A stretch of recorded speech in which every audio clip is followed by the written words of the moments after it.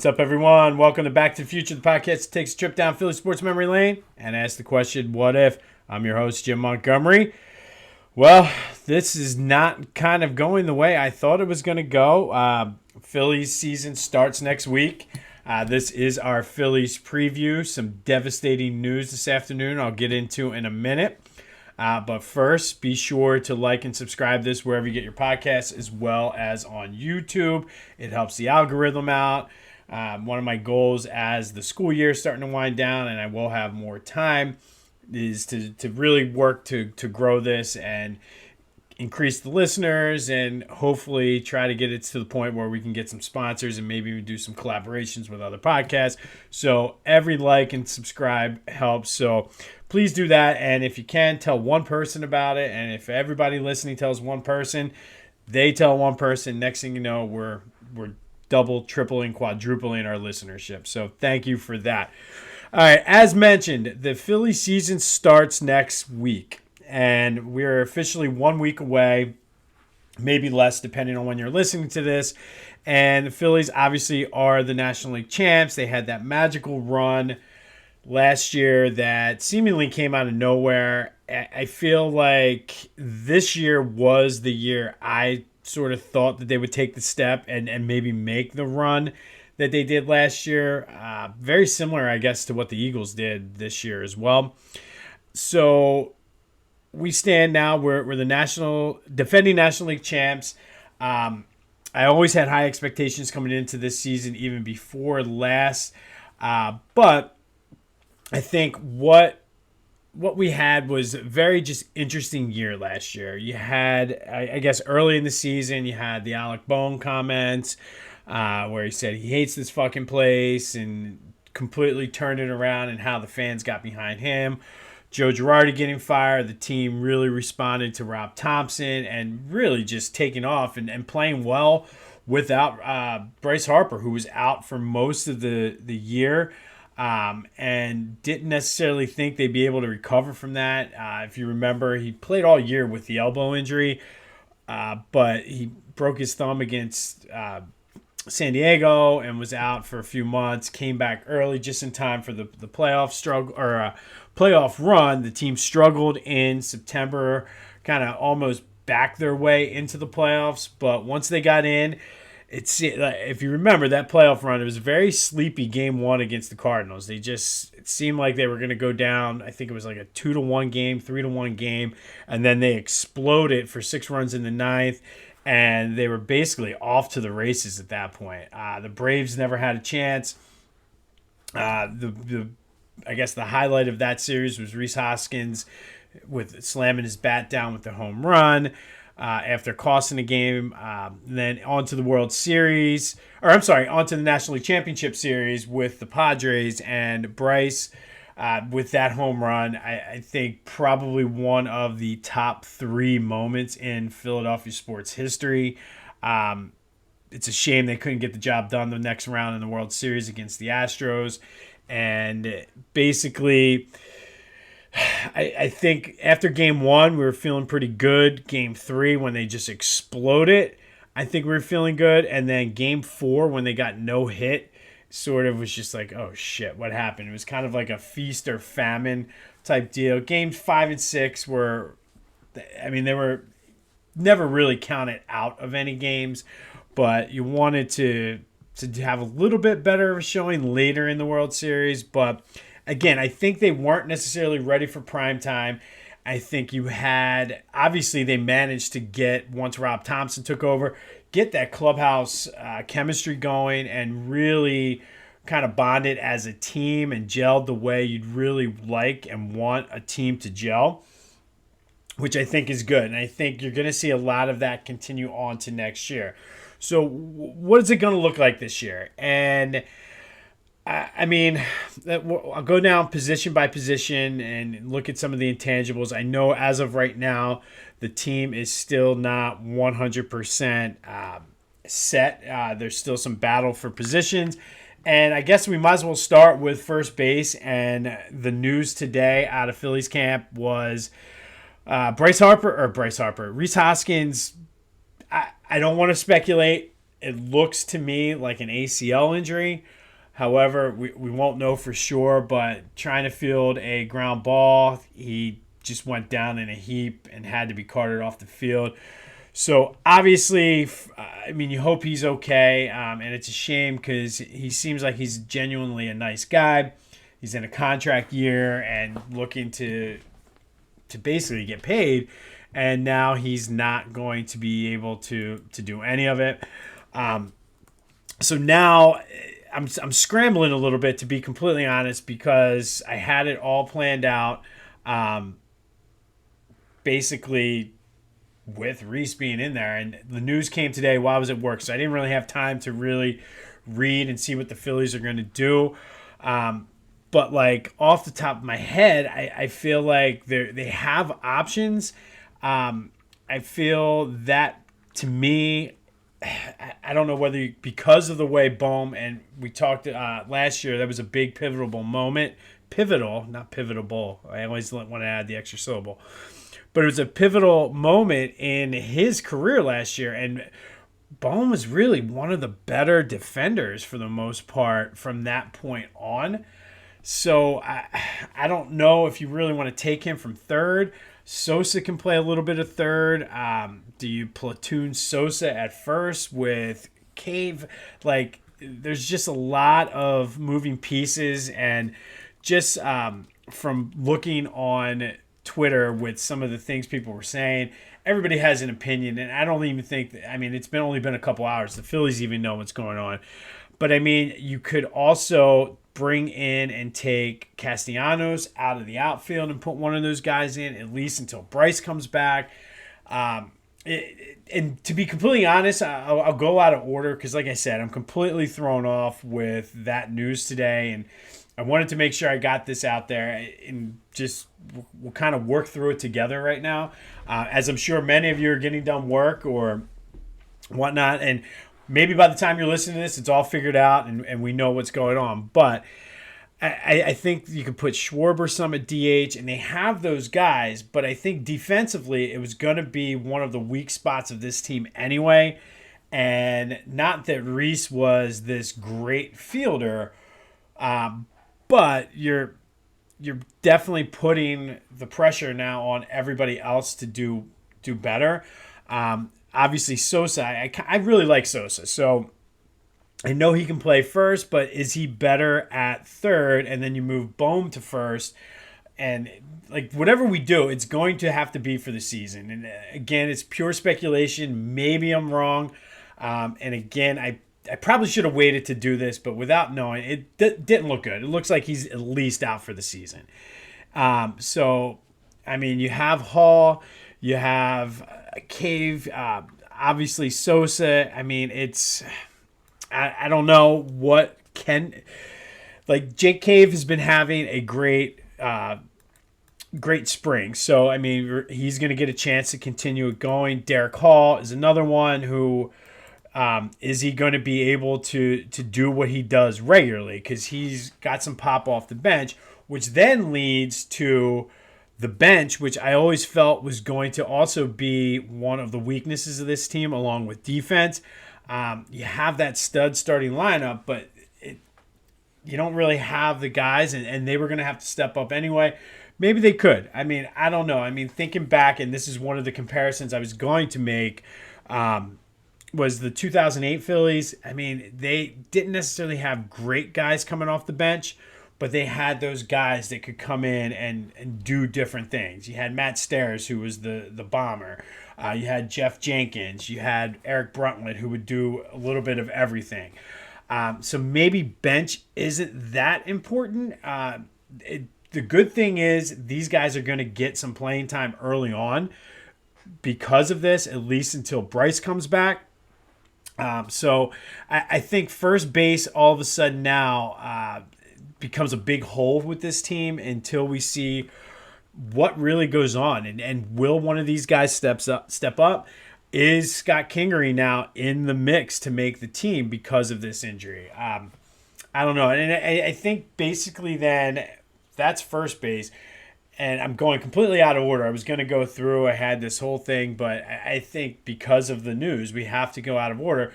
Third base now also becomes a question mark because is Bohm going to stay there? Are you going to put Sosa there? Is there going to be some sort of platoon? And again, that also kind of messes with what you got or what we want it to do there at third base. It also puts the pressure on Trey Turner, who at shortstop is not necessarily a horrible defensive shortstop, but he's not the greatest either. He's not Ozzie Smith out there. He's not Jimmy Rollins. It's definitely, I think, something that it's worth monitoring. I mean, and that was going to be one of the issues of the defense last year. So you have Trey Turner, who, I mean, is he an upgrade from Bryson Stott? And then, I don't know. It's just that the whole defensive alignment now is going to be a huge question mark. And again, we'll go out of order. But I think one thing from the defense that's going to help is the fact that our starting pitchers are pretty solid. And I know right now Ranger Suarez is kind of banged up. It doesn't look like Andrew Painter is going to be available. But I still think if you're rolling out Aaron Nola, T-Juan Walker, and Zach Wheeler as your top three, and then it looks like Bailey Falter might kind of default himself into that fourth spot, at least until we see what's going on with Ranger Suarez. I think starting pitching is going to be a strength for this team, and they're going to need it, especially early on until Thompson can get these lineups figured out and kind of see where things fall. But I think from early on for designated hitter, I think because of the Hoskins injuries, it gives you a chance now to see what these guys are going to do. And some of these guys who are going to be on the bench, give them the chance and the opportunity to actually get some at-bats early on, which a lot of times is half the battle. And, I mean, we're looking at that right now with the Sixers and Doc Rivers. From a lot of those injuries early in the season, those bench players were able to get some time and some run in with some of the other starters. So when they come off the bench, they're better. So I think from that perspective, the bench guys are going to be more polished, I think, than what you normally see. Bryson Stott has second base locked down. We talked about Trey Turner, who I think offensively is a big upgrade from where we were. If you remember last year, you had Stott at shortstop. And, I mean, obviously Stott, I think, is going to take a step up.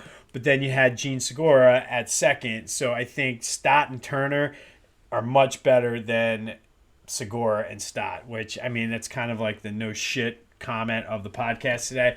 But I think it's worth mentioning that even though you might be losing a little bit defensively, I think offensively, especially now that Hoskins is out, that's a good problem to have. In the outfield, definitely defensive liabilities. Schwarber was pretty good during the spring as well as the World Baseball Classic. Has left field locked down. I think you might see him be somewhat better because he's not going to be hitting leadoff. That's going to be Trey Turner's job. So he might actually be better.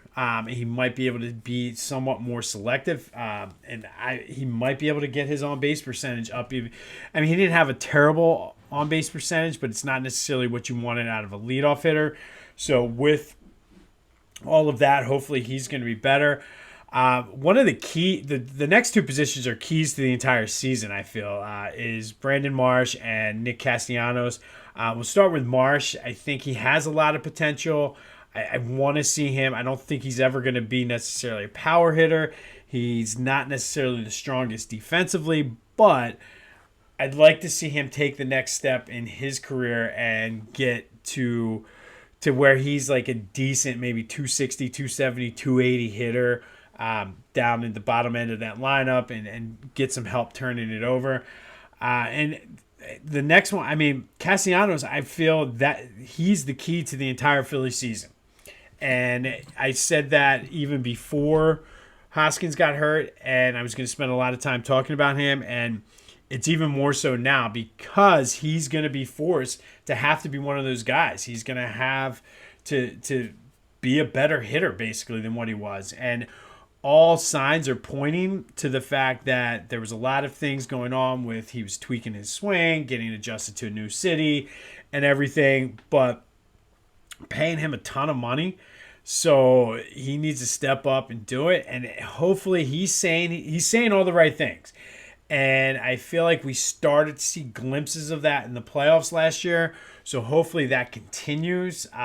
He's definitely going to have to step up his defense, although he made two great plays in the playoffs last year. So maybe that's a sign of things to come.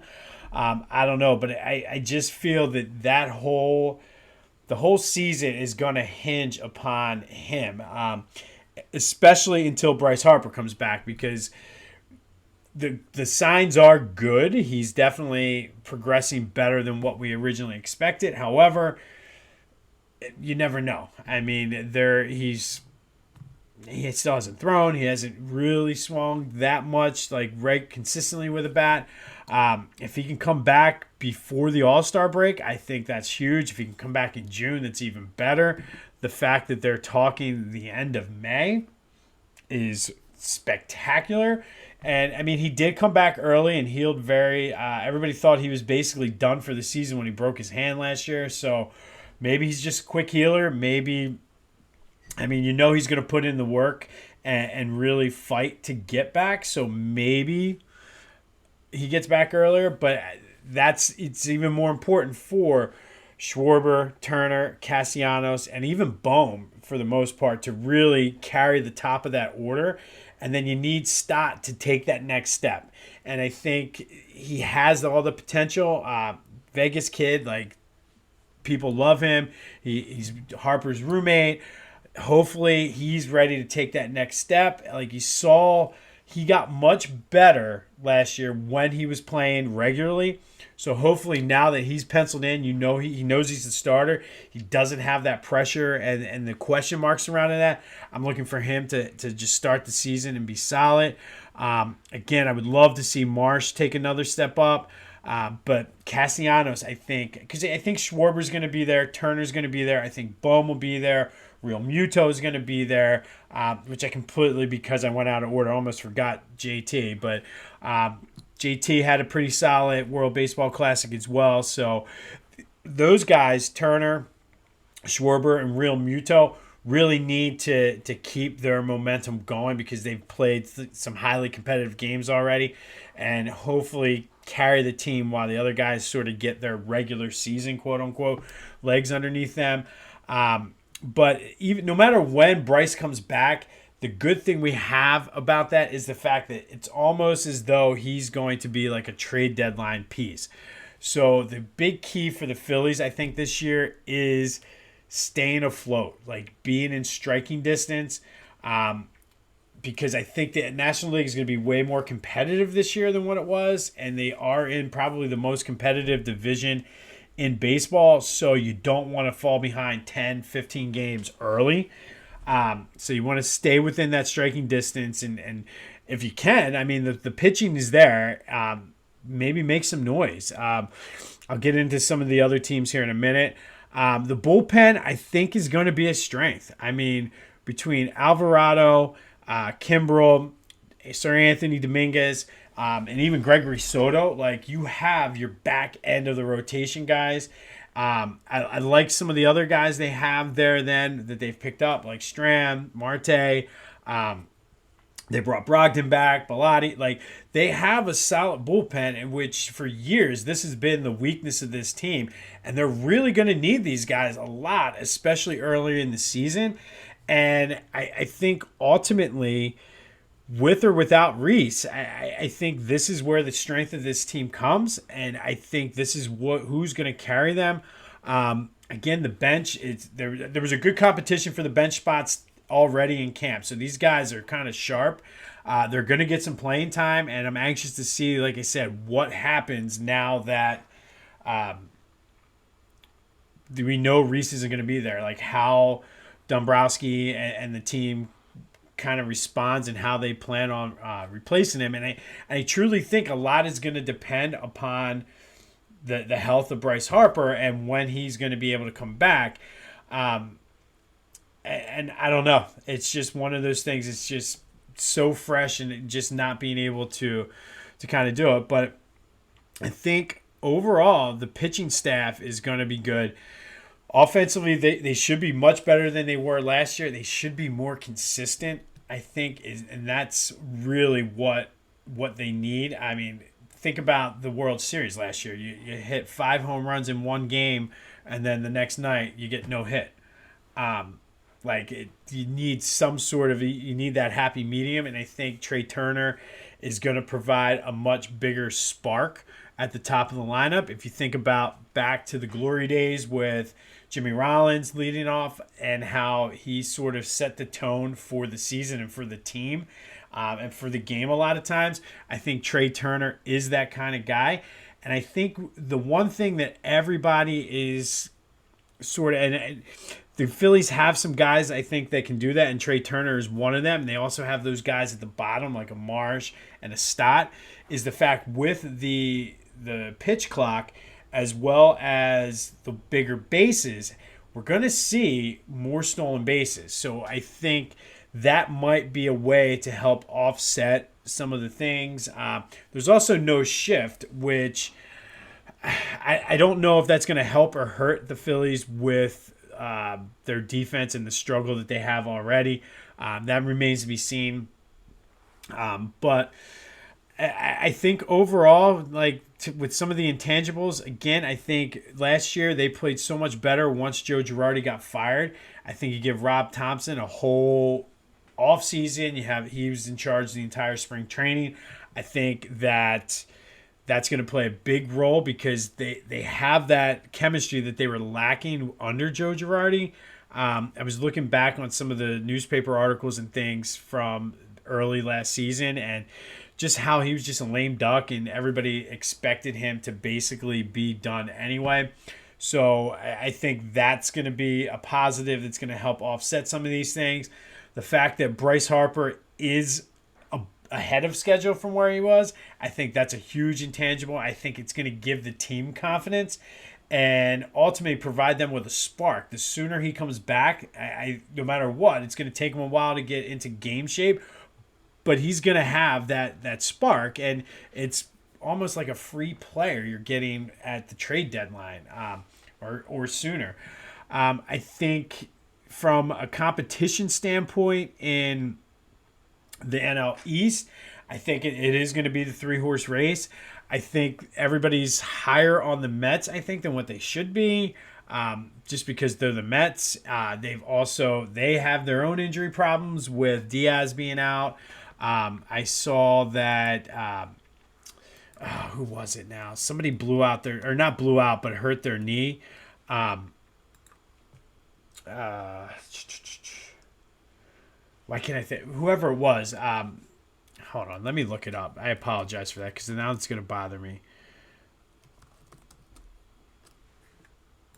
But Diaz being hurt. Oh, Brandon Nimmo. Wasn't necessarily as bad as Rhys's, but he has hurt it sliding in, so he's like a leg, calf sort of injury. I wasn't sure. I haven't saw the update. I saw that it could be a knee, but it was obviously not as bad as Rhys's. So they have their own injury problems. The Braves are the Braves. I mean, they're the 5-time defending National League East champions for a reason. So you got to watch out for them. And I think what you really need to worry about are the Marlins. I think what people are sleeping on them, and they're ready to take a step up. And the problem is they're in the National League East, so it's going to be tough for them to really compete with everybody else. But you never know. I mean, that's going to be a tough out for everybody. It's not going to be easy, and we'll see what goes from there. So, yeah, the Braves have won 5 straight. So, I mean, it's going to be tough for them to be beat. I do think the Phillies have a shot at it. I think a lot is riding on the start of the season, and I know everybody always says you can't win a division or you can't make the playoffs in April and May, but you certainly can lose them. And I think this has never been more true than it is with this Phillies team. And I think no matter what, they're going to be in the fight for a wild card. I mean, with 3 wild cards, they're going to be in the fight for it. But I don't want a wild card. I want to see them take the step up. And can they overcome the loss of Rhys? And again, he was very inconsistent, but when he got hot, man, he was hot. And he was a liability sometimes on defense, but when he was in a slump, he was in a slump. But when he was hot, he's hot. So you take the good with the bad with him. Hopefully they can piece it together and get somewhere. So where am I going with this? I think they go back to the playoffs. I do think whatever happens once you get into the playoffs, everybody is live. We saw that last year with the way that the Mets kind of collapsed down, the Yankees, all the teams that were, even the Braves and the Dodgers, who were the top 2 seeds, didn't advance past or didn't win their playoff round. So I think just getting there, once you're in the tournament, you have a shot. I don't think they win the division. I think they can contend for it. And again, I made a lot of these predictions based on Rhys being there. So I don't necessarily think it changes much because the strength of this team was always going to be the pitching staff, specifically the bullpen. So what I want to see from them is get a lot of those early leads, and just like in 2008, have those guys come in, Romero, Matson, and then go right to your closer. And I think the Phillies this year have a better bullpen than they did that year because they can, depending on where the lineups are going, they could throw any one of 3 or 4 guys into that closer role. So I haven't really, I don't know, and I think it's fine to see and not necessarily get somebody locked in there. It's only going to play to our benefit, especially if teams don't know who's coming in. So I definitely think once they're in the playoffs, they can contend for the NL crown. They obviously can get back to the World Series if they get hot at the right time. So I think the ceiling for this team is 90-plus wins. I actually put a bet on them over 88.5. I still think they're going to win 90 games at least. Last year, both the Mets and the Braves won over 100 games, so the wins are there. They will be playing not so much in the division. They'll be playing everybody because of the way the schedule is this year, everybody in the league, both American and national. So that could also help play to their advantage because they're not because they didn't do so hot in the regular season versus the Braves and the Mets. So not that I'm saying I'm scared of either one of those teams, but when you're not playing, you take away some of those games and add some of those wins, the Phillies were a 90-win team last year anyway. So I think 90 wins with the way that team was, this team is better top to bottom. So I think 90 wins and contending for the National League pennant in the World Series again is definitely on the table. I'm not willing to go out and say they're going to go back. I don't necessarily think it's going to be the Dodgers, Braves, or Padres. Certainly don't think it's going to be the Mets. Could it be the Cardinals? I mean, you never know. I mean, it's there for the taking if the Phillies want it. If they play up to their potential, they totally could go back and play for the World Series. But for now, I'm saying they're going to the playoffs. They're going to win 90-plus games. And then from there, we'll see what happens. All right. So tell me what you think, especially now in light of the Rhys news. What are your thoughts? Am I aiming too high?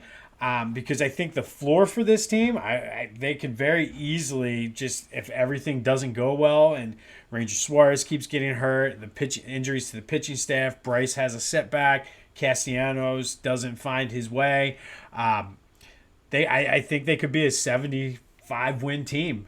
I think that's the floor. And I think so many things, a lot of times we'll say so many things have to go right in order for them to win this amount of games. I think for them to lose 75, 80, or only win 75, 80 games, a lot has to go wrong. And I don't necessarily, to me, that would be the perfect storm of things going wrong.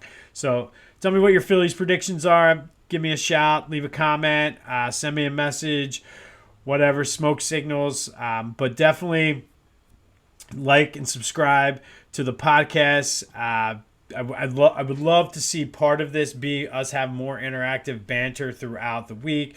As of now, I'm still keeping this as a weekly thing.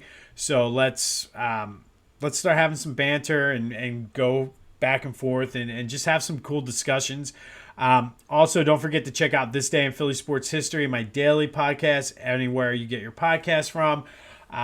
If you haven't been listening, I know a lot of people do double duty, but I also have spoken to some people who do one of each. So be sure to check that out. If you're not listening to it, we've been doing a lot with Eagles or Women's History Month for the month of March.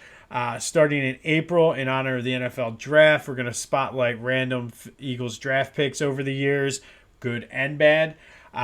Next week on Back to the Future, I'm going to be having a special interview for Women's History Month, so stay tuned for that. Follow me on all my social media, YouTube, TikTok, Twitter at Jimbo_Mont, Instagram at Philly Jimbo. Be sure to let me know what you're thinking. This has been Back to the Future. I'm Jim Montgomery, and until next time, have a great week, and I'll see you when I see you.